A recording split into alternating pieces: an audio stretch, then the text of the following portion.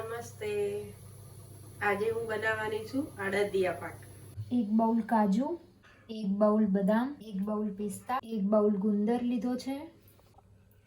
મસાલો રેડી કરવા માટે જાવિત્રી, જાયફળ, ઇલાયચી, લવિંગ અને તજ આટલી વસ્તુ લઈને એક મસાલો બનાવી લેવાનો છે. આને ખાંડીને પણ બનાવી શકો છો અને પીસીને પણ બનાવી શકો છો. આ મસાલો રેડી થયા પછી કંઈક આ પ્રકારે દેખાશે. આપણે ઓલરેડી રેડી કરીને રાખ્યો છે એટલે વિડીયો થોડોક નાનો બને. આશરે 100 ml જેટલું આપણે અમૂલનું દૂધ લીધું છે. 2 ચમચી જેટલી ખસખસ લેવાની છે. 150 ગ્રામ જેટલો આપણે મોરો માવો લીધો છે અને ફ્રેશ માવો છે એટલે આપણે એને છીણવાનો નથી. અડદનો કકરો લોટ લીધો છે જે 400 ગ્રામ છે. 400 ગ્રામ લોટના સામે આપણે 300 ગ્રામ જેટલી ખાંડ લઈશું. અમૂલનું પ્યોર ઘી લીધું છે આપણે. કેટલા ચમચી ઘી નાખવાનું છે? ગુંદર તળાય એટલું. ઓકે. ગુંદર તળાય આપણો. આ ગુંદર છે આ તળાય એ પ્રમાણે આપણે ઘી લેવાનું છે. હવે આપણે ગુંદર તળવાનું છે.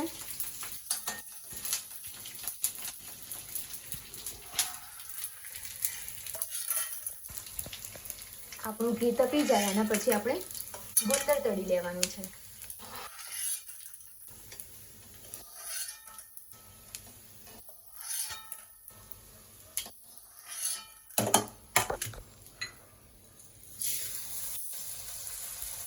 થોડોક થોડોક કરીને આપણે ગુંદર નાખતા જઈશું અને એને તળતા જઈશું.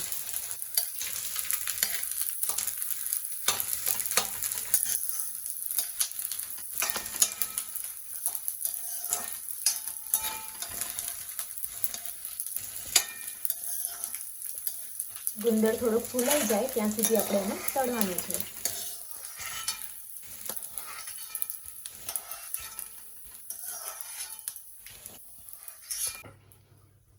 ચાસણી કરવા માટે બધી જ ખાંડ આપણે લઈ લીધી છે. બસ.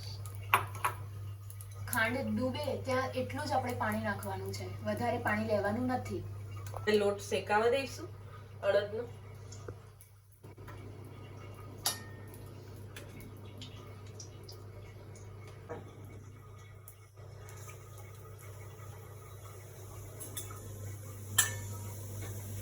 અડદિયાનો લોટ નાખ્યા પછી આપણે એને ધીમા તાપે શેકાવા દેવાનું છે. આશરે 200 ગ્રામ ઘી જરૂર છે.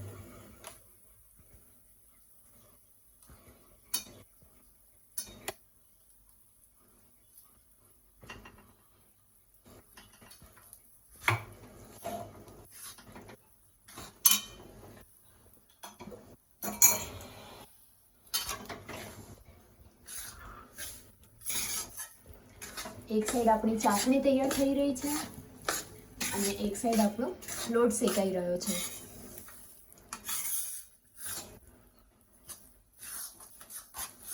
આ લોટ ડાયરેક્ટ શેકવાનો?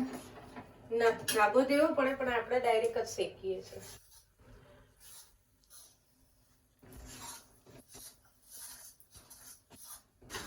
આ લોટને ક્યાં સુધી શેકવાનો છે? લાલ થાય ત્યાં સુધી. બરાબર લાલ થાય ને ત્યાં સુધી.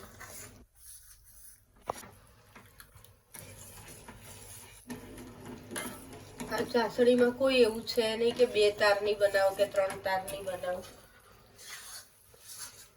બાકી બધી મીઠાઈમાં 1 તાર અને 2 તાર કરવું પડતું હોય છે. હા, 2 તાર કરવો પડે. અને અડદિયા પાકમાં જરૂરત નથી. એવી જરૂર નથી. લોટને આપણે સતત હલાવતા રહેવાનું છે, નહીં તો એ તાંતણામાં નીચે ચોંટી શકે છે. એટલે એને બરાબર આપણે હલાવતા રહીશું.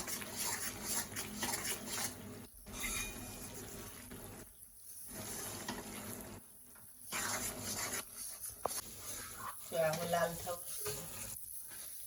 લોટનો કલર હવે ચેન્જ થવા લાગ્યો છે.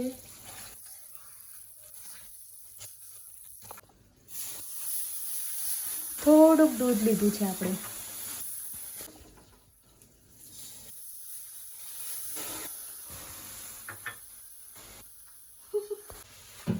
100 ml દૂધમાંથી આપણે 50 ml દૂધ જ યુઝ કર્યું છે અને બાકીનું હવે યુઝ કરવાનું થતું નથી. ચાસણી આપણી બનીને રેડી થઈ ગઈ છે. માવો અંદર એડ કરવો. આ ફ્રેશ છે એટલે આપણે છીણવાની જરૂર છે નહીં.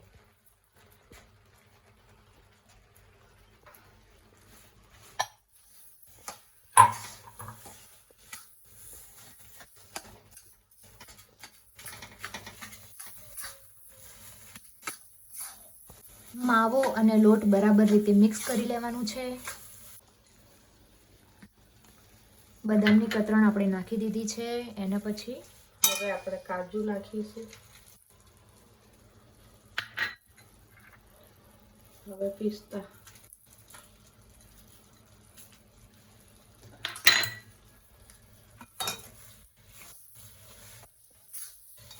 બરાબર રીતે આ મિશ્રણને મિક્સ કરી લેવાનું છે. આ મસાલો નાખીશું અડદિયા પાકનો.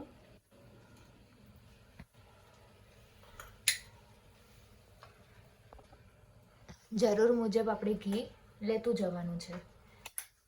જરૂર લાગે કે લોટ હવે સૂકો પડી રહ્યો છે તો આપણે ઘી એડ કરી દેવાનું છે. હવે ગુંદર નાખી દીધું. ગુંદર, ચાસણી. લચકો તૈયાર થઈ ગયો આપણો અડદિયા પાકનો. ચાસણી નાખી દીધી છે અંદર. હવે એને સતત હલાવતું રહેવાનું છે. ગેસ બંધ કરી દઈશું અને આને હવે એને ઠંડો પડી દેવા દઈશું આપણે. અને સરસ મજાનો એવો અડદિયા પાક તૈયાર છે અમારે.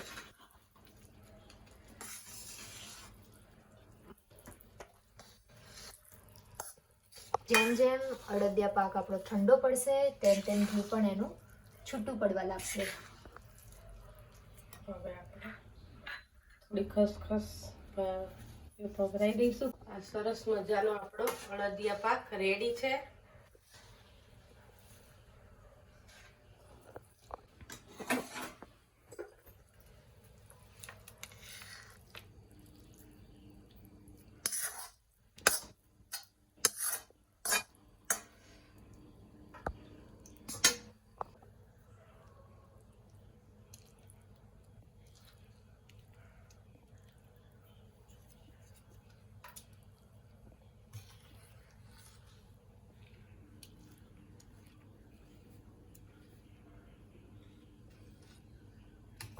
હવે આપણે ખસખસ એડ કરીશું.